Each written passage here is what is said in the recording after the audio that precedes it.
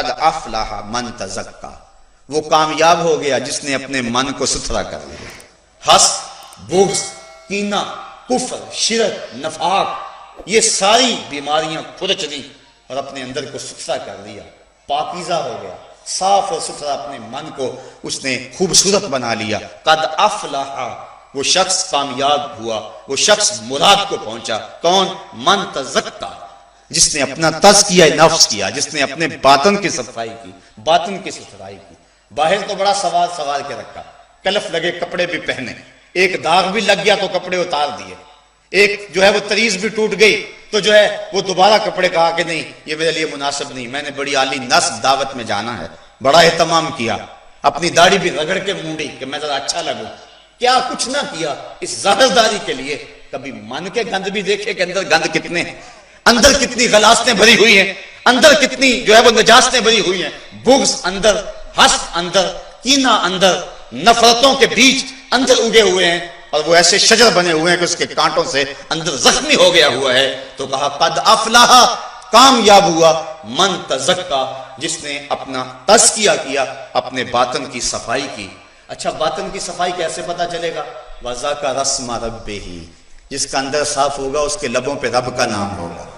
وَذَكَرَ اسْمَ رَبِّهِ، اپنے رب کا نام جپا، اپنے رب کا نام پڑھا، اللہ اللہ کی صدائے دل نواز لگائی۔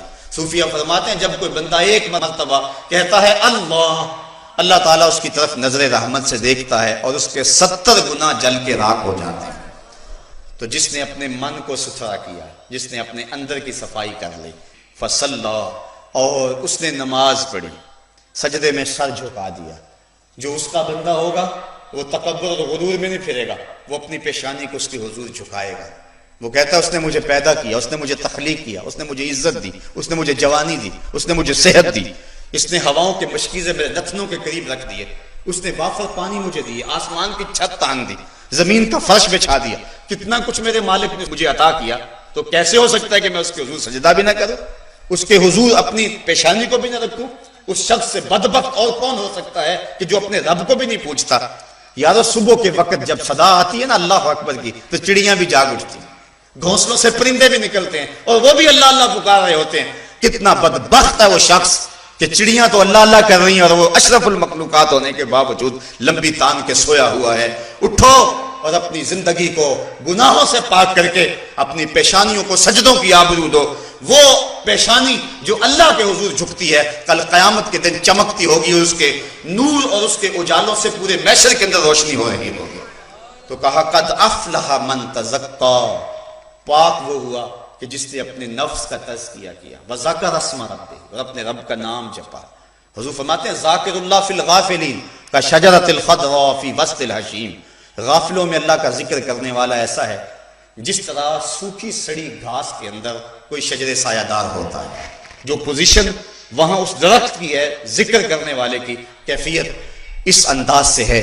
فصلی، اور نماز پڑھی، اللہ کے حضور سجدہ ریز ہو گیا۔ بل تؤثرون الحیات الدنیا، کہا تم تو دنیا کی زندگی کو ترجیح دیتے ہو۔ یہ انسان کی کمزوری بیان فرمائے، دنیا کی زندگی کو ترجیح دیتے ہو۔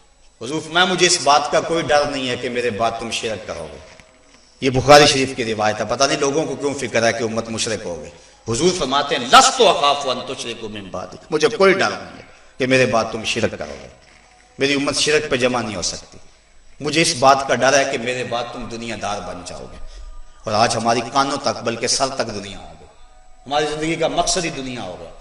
کماؤ، جمع کرو، عجیب چکر دوڑ لگی ہوئی ہے، صبح ہوتی ہے شام ہوتی ہے۔ وہ کیا کہا تھا اکبر الہ آبادی نے، کیا بتائیں احباب کیا کارنامہ کر گئے، بی اے کیا، نوکر ہوئے، پینشن ملی اور مر گئے۔ کیا زندگی کا یہ مقصد ہے؟ انسان کی زندگی کا مقصد یہ نہیں ہے، مقصد کچھ اور ہے۔ یہاں رہ کر اپنے رب کا قرب پائے، اس کی پیشانی سجدوں سے آشنا ہو، مالک کے لیے اس کا دل دھڑکے، یہ ہے اس کا مقصد۔